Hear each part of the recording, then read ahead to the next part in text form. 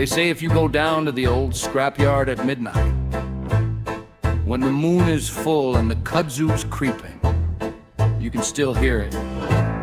A sputter, a cough, a single desperate pull of a cord, and then nothing. The ghost of Quickstroke, still trying to start, still failing forever. But it wasn't always this way. There was a time, a brief, glorious, pathetic time, when Quickstroke thought he was the future of the family business. When Two-Stroke took a day off and Quickstroke stepped in. The Knickers still talk about it. They're still laughing. Down by the scrapyard, where the rust grows tall, lives the saddest ghost you'll ever recall. He was Quickstroke once, or so they say, but he couldn't cut it, couldn't find his way. There was a day, a glorious sun, when Two-Stroke said, "Son, I'm done, have fun."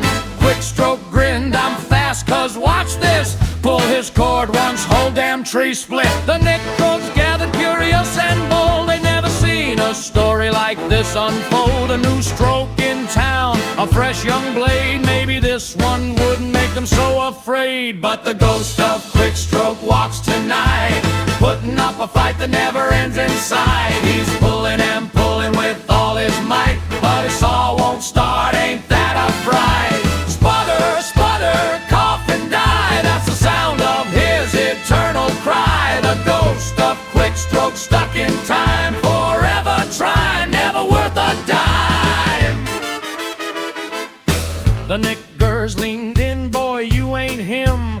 Quick yelled back, "The hell I ain't!" Fire! Took 3 swings, missed every cut. Ramsey on, "This fool's a Jugit." Quick tried buzzing through Blaine's fence. Blaine just sighed, "Ain't you got sense?"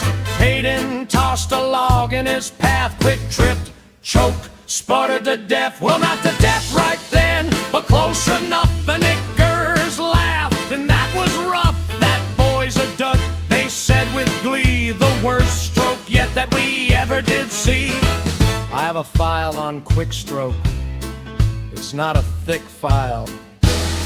Born in 85, died when 20 mil was baked. There was a day, July 17, 2018 to be precise, when Quickstroke was given the reins.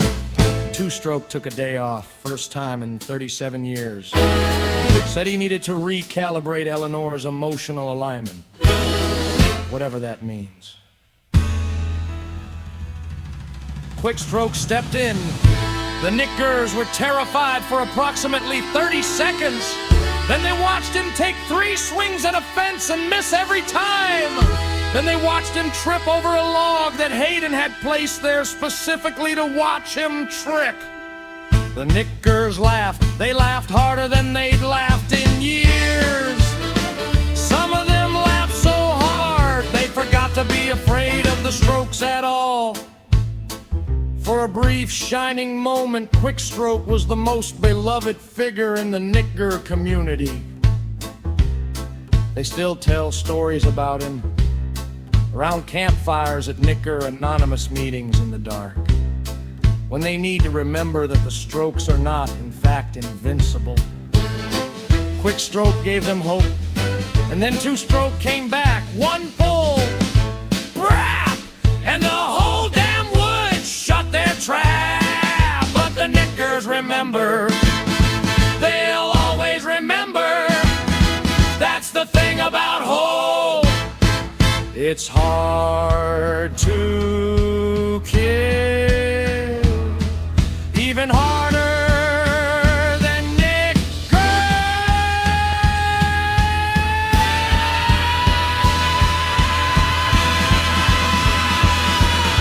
The Knickers still whisper when the moon is high. Remember Quickstroke? Remember that guy? He couldn't cut nothing, couldn't find his way, but he gave us the best damn laugh of the day. We thought they were gods, those strokes and their saws, but Quick showed us all their fatal flaws. They're just men with tools and a little bit of luck, and sometimes even they can get stuck. Skylar tells a story to the young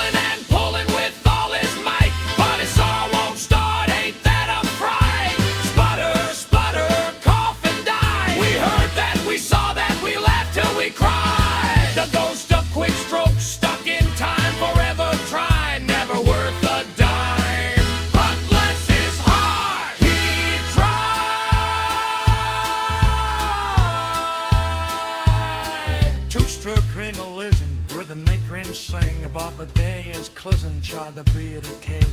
He mended a greeting Ren's blade, just stood there fine in the evening shade.